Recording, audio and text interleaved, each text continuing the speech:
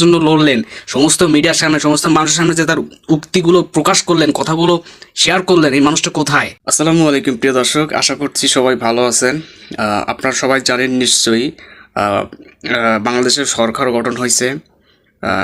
উপদেষ্টা সরকার হিসেবে বাংলাদেশের দুজন ছাত্র নেওয়া হয়েছে, নাহিদ এবং আসিফ। এদের পাশাপাশি সবচেয়ে বড় একজন মানুষ, মহামূল্যবান একজন মানুষ, যিনি শুরু থেকে শেষ পর্যন্ত ইভেন এখনও লড়ে আসছেন, সমস্ত মিডিয়ায় সমস্ত জায়গায় চ্যাটাং চ্যাটাং করে বড় বড় কথা বলে নিজের যে অঙ্গীকার ছাত্র আন্দোলনের সাথে, ছাত্রদের সাথে যোগ দিয়ে, দেশের জন্য, দেশের মানুষের সাথে যোগ দিয়ে উনি সবার আগে প্রধান হিসেবে ছিলেন, সার্জিস আলম। এই মানুষটা কোথায়? এই মানুষটাকে কি কোনো বিচার বিবেচনায় রাখা যেত না?